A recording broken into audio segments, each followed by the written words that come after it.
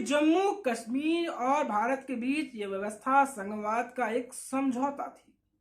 संघवाद एक अलग तरह का सामाजिक अनुबंध है। 370 इस संबंध का ही एक उदाहरण है। इस संघीय सिद्धांत को अनुच्छेद 370 के अंतर्गत ही पढ़ा जाना चाहिए। इसे निरस्त नहीं किया सकता। धारा 370 संविधान के प्रावधानों का क्रियान्वयन है, ये वकील साहब का कहना है। इस दौरान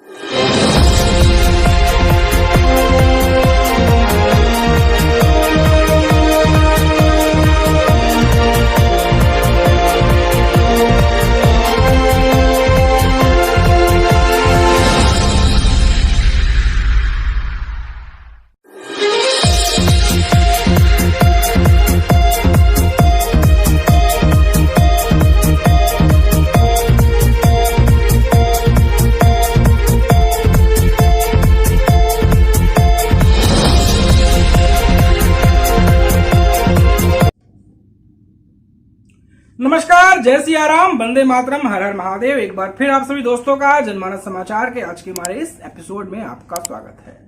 आज जो हम चर्चा करने वाले हैं, हमारा चर्चा करने का केंद्र बिंदु है, वो है आर्टिकल 370। आर्टिकल 370 को गुजरे अब कई साल हो गए हैं। हम सभी को पता है 2019 में जब प्रधानमंत्री नरेंद्र मोदी की दूसरी बार दिल्ली के सत्ता में वापसी हुई, तभी से कयास लगाए जा रहे थे कि भाजपा जो हमेशा कहता है एक देश एक विधान की राजनीति, या कहें उनका जो चुनावी मैनिफेस्टो था, उसको वो पूर्ति जरूर करेगी, उसको पूर्ण जरूर करेगी।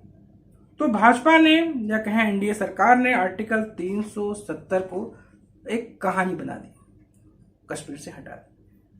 जो धारा 370 कश्मीर से हटाई गई, तो हमारे देश के कुछ ऐसे लोग हैं जो कश्मीर में रहते नहीं हैं, उनकी कश्मीर में कोई वाबस्ता नहीं है, रहते तो दिल्ली में है, खाते तो दिल्ली में है, लेकिन वहाँ की जो पॉलिटिकल राजनीति है, वहाँ का जो पॉलिटिकल क्रियाकलाप है, उनकी राजनीति को, उनकी पत्रकारिता को, उनकी वकालत को सूट करता है, वो काफी उसमें डेंट लगता नजर आया। तो कुछ को आर्टिकल 370 हटने से उनकी राजनीतिक दुकान बंद हो गई, कुछ को आर्टिकल 370 हटने से राजनीतिक पहचान बदल गई, और कुछ को आर्टिकल 370 हटने से जो वो भारत सरकार के साथ जो गैम्बलिंग करते थे, जो वसूली करते थे, उसका चैप्टर क्लोज हो गया। तो आज हम बात करने वाले हैं फिर से धारा 370, या कहें अनुच्छेद 370, धारा नहीं, अनुच्छेद 370 की। तो अनुच्छेद 370 को लेकर न्यायालय में फिर जाया गया, उसमें बहस किया गया, सुप्रीम कोर्ट में जिरह की गई, सुप्रीम कोर्ट भी तैयार हो गया। आओ भैया, जो तुम्हारे बदन में जो दर्द है, पीड़ा है, जो वेदना का जो संचार हो रहा है, उसको यहाँ पर मर्ज मिलेगा, उसका यहाँ पर इलाज होगा। तो सुप्रीम कोर्ट ने इन जिरहों के दौरान जो जिरह हुआ है, उसमें मान लिया है कि ये हिंदुस्तान है, यहाँ भैया दो विधान तो नहीं चलेगा। 1947 को पूरे देश में एक ही संविधान लागू हुआ था, तो पूरे देश में जब एक ही संविधान लागू हो गया, तो पूरे देश में लागू हो गया 1947 में।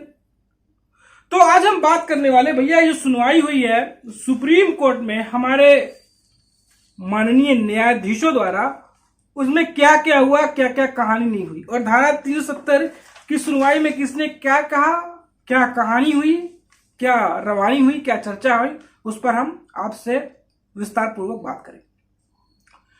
तो सुप्रीम कोर्ट में बुधवार को चौथे दिन, सुनवाई के चौथे दिन, जम्मू कश्मीर पुनर्गठन याचिका 2019 को चुनौती देने वाली 23 याचिकाओं पर सुनवाई हुई।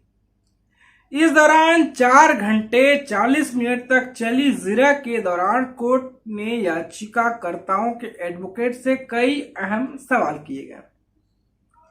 कोर्ट ने एक याचिकाकर्ता के एडवोकेट से कहा कि सन 1947 में जम्मू कश्मीर का भारत में विलय हुआ था, तभी से पूरे देश में एक ही संविधान लागू है।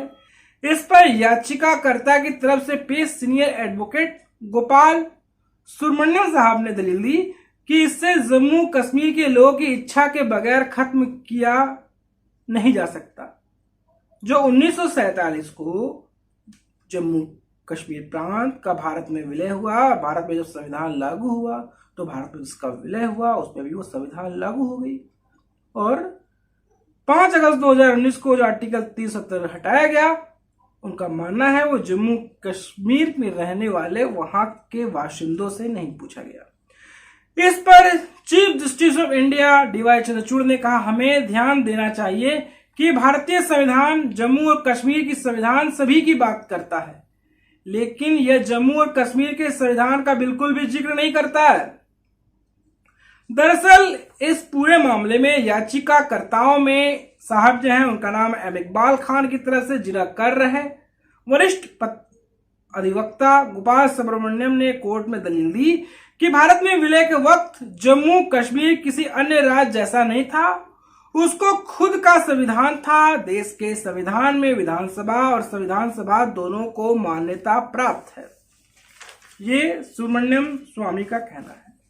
हम इनकी जो बात कर ही रहे हैं, साथ साथ हम कोट करें एक दैनिक भास्कर की रिपोर्ट को, तो दैनिक भास्कर की रिपोर्ट के मुताबिक सुब्रमण्यम ने कहा कि मूल ढांचा दोनों में संविधान से निकाला जाएगा। डॉक्टर अंबेडकर ने संविधान के संघीय होने और राज्यों के विशेष अधिकार की बात कही थी। आर्टिकल 370 के खंड 1 के तहत शक्ति का उद्देश्य आपसी समझ पर आधारित है।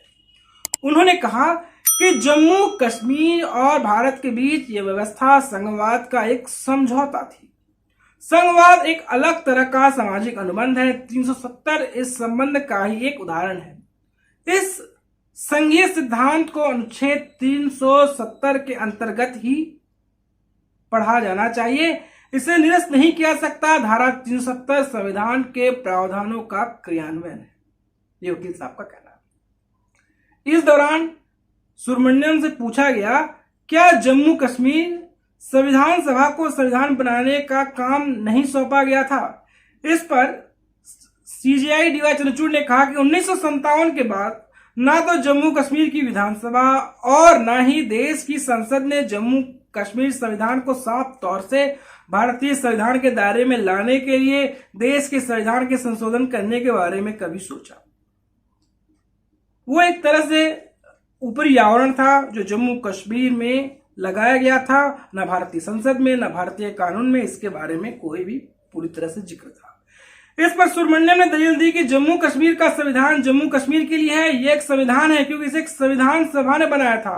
उन्होंने ये भी कहा कि जम्मू कश्मीर संविधान में संशोधन अमेंडमेंट करने की शक्ति केवल उस नियम के पास ही हो सकती है जिसे संविधान सभा ने बनाया, यही नियम है। वहीं इस पूरी चर्चा पर एनबीटी की रिपोर्ट के मुताबिक उन्होंने कहा कि मैं इस बात पर विचार करने का आग्रह करता हूं कि विधानसभा और संविधान सभा दोनों को हमारे संविधान से मान्यता प्राप्त है। मूल संरचना दोनों संविधान से ली जाएगी। अब ये बात है भैया कि संविधान की चर्चा भी हो रही है कि जो भारतीय संविधान है वो पूरे देश में लागू है। जम्मू कश्मीर में जो आपका अलग संविधान दिया गया था, इतने लंबे समय तक चला, उसे हटा दिया गया तो वहां के लोगों को पीड़ा हो रही है, कुछ देश के लोगों को ही पीड़ा हो रही है। और कुछ लोग कह रहे थे जो संविधान चला गया, जो आर्टिकल 370 हटा दिया गया, वो भी भारत का दिया गया ही संविधान था। जो चला गया, जो अपनाया गया, वो भारतीय संविधान था। अब इस पर हम बात करें। इस पर जस्टिस संजीव खन्ना ने दलील दी कि जब हमने 1954 के आदेश के पहले भाग को पढ़ा तो यह साफ हो गया कि जम्मू कश्मीर में भारतीय संविधान को अपवादों और संशोधनों के साथ अपनाया गया था। आप इसे जम्मू कश्मीर का संविधान कह सकते हैं, लेकिन जो अपनाया गया वो भारतीय संविधान था। जस्टिस खन्ना ने आगे कहा कि आर्टिकल 370 बहुत लचीला है। आमतौर पर संविधान वक्त और जगह के साथ लचीले होते हैं क्योंकि वे एक बार बनते हैं लेकिन लंबे वक्त तक बने रहते हैं।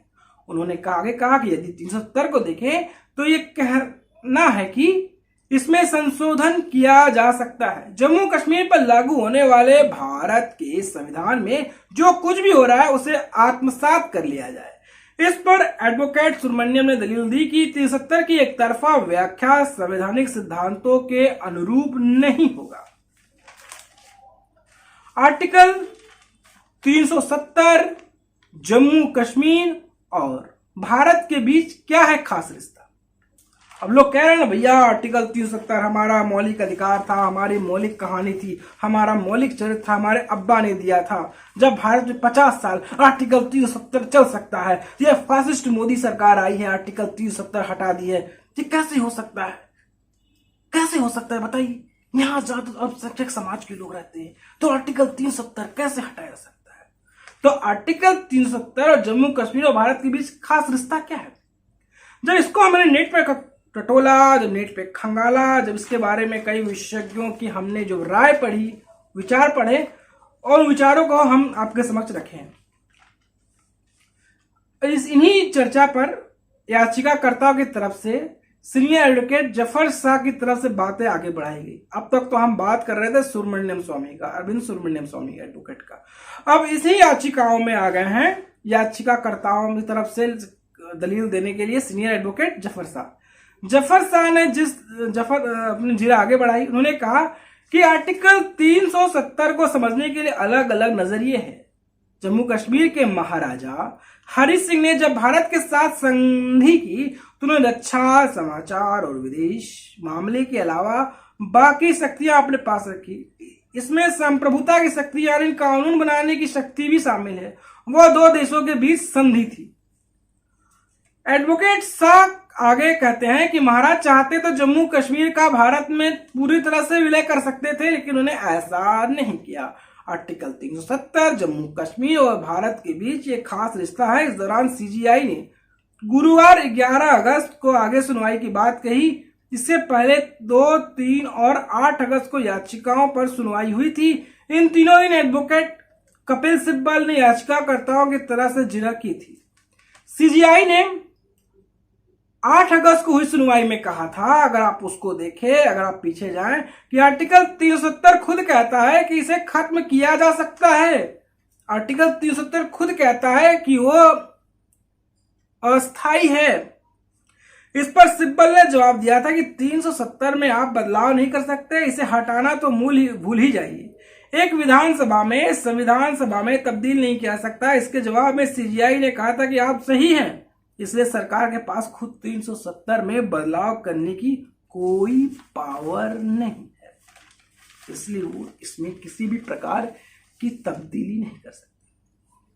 अब ये पूरी कहानी का चरित्र, पूरी कहानी का विवरण जो अब तक जिरा में आया था उसको हमने पूरी तरह सुना दिया। अब बात करें, ये पूरा जिरा हुआ, जो वकील भी आए, इसमें डीवाई चंद्रचूड़ साहब भी आए, इसमें खन्ना साहब भी आए, चीफ जस्टिस साहब, इसमें एडवोकेट अरविंद सुब्रमण्यम भी आए, तो इसमें हम बात करें एडवोकेट जफर साहब भी आए, और पूरी कहानी हुई। तो उसमें आगे क्या हुआ, पूरा मामला क्या है? तो सुप्रीम कोर्ट की संविधान पीठ ने अक्टूबर 2020 से आर्टिकल 370 को निरस्त करने की और राष्ट्रपति के आदेश को चुनौती देने वाली 23 याचिकाओं पर सुनवाई कर रही है। दरअसल केंद्र सरकार ने 5 अगस्त 2019 को जम्मू कश्मीर में अनुच्छेद 370 को एक अतीत बना दिया, उसे खत्म कर दिया। जम्मू कश्मीर पुनर्गठन अधिनियम 2019 और चुनौती देते हुए आईएस शाह फैसल सहित 2 दर्जन राजनीतिक दलों, निजी लोगों, वकीलों, कार्यकर्ताओं ने सुप्रीम कोर्ट में सरकार के फैसले के खिलाफ याचिकाएं दायर की हैं। मार्च 2020 में 5 जजों की संविधान पीठ ने केंद्र के फैसले को संवैधानिक वैधता को चुनौती देने वाले याचिकाकर्ताओं को 7 न्यायाधीशों की बड़ी पीठ के पास भेजने से इनकार कर दिया था। इस मामले में 14 दिसंबर 2022 को chief justice of India D Y Chandrachud और न्यायमूर्ति पीएस नरसिम्हा की पीठ ने एक बार फिर 5 जजों की पीठ बनाकर सुनवाई की बातें कही थी। इसके बाद 11 जुलाई 2023 को chief justice of India D Y Chandrachud ने 2 अगस्त से 5 जजों की पीठ के सामने नियमित आधार पर इस मामले की सुनवाई की बात कही थी, जो अब तक बदस्तूर जारी है और जिसको लेकर ये तमाम दलीलें सामने आ रही हैं, जिसको लेकर तमाम चर्चाएं इस समय हो रही हैं। हम बात करें तो हमारे देश में आजकल कुछ भी होता है वो सुप्रीम कोर्ट में ही चला जाता है, चाहे वो फिल्म की बात हो, चाहे वो आत्मसम्मान की बात हो। सुप्रीम कोर्ट में आर्टिकल 370 पर 3 साल बाद सुनवाई हो रही है। सुनवाई करने वाले 5 जजों की बेंच में चीफ जस्टिस चंद्रचूड़ साहब, justice S K Kaul, justice Sanjeev Khanna शामिल हैं और ये कहानी लगातार जारी है और चरित्र लगातार जारी है और इस पर अपनी बातों पर वो लोग तर्क वितर्क की कहानी को गढ़ने का काम कर रहे हैं। लेकिन ये पूरी तरह से पूरी चर्चा का निष्कर्ष ये निकल कर आया है, पूरी बातें जो हुई दलील हुई हैं तमाम जो एडवोकेट हैं और हमारे न्यायाधीशों के बीच में, तो सुप्रीम कोर्ट ने कम से कम ये तो माना है कि हिंदुस्तान है, एक स्वायत्त सरकार है, एक इंडिपेंडेंट सरकार है, यहाँ एक ही संविधान है, एक ही विधान है, तो यहाँ 2 विधान नहीं चलेगा। और 1947 से पूरे देश में जब संविधान लागू कर दी गई है तो 370 जैसी चीजों का फिर क्या औचित्य रह जाता है, 370 की फिर क्या कहानी रह जाती है, ये एक अतीत की रवानी बन जाती है। तो दोस्तों, आपको हमारी ये कहानी कैसी लगी, आपको हमारा विश्लेषण कैसा लगा, आपको हमारी चर्चा कैसी लगी, आपने जरूर बताया। दोस्तों, आपसे गुजारिश है, निवेदन है कि आप हमारे चैनल को लाइक करें, शेयर करें, सब्सक्राइब करें। अगर आपके पास हमारे लिए कोई सुझाव हो तो बेशक आपने सुझाव दे सकते हैं।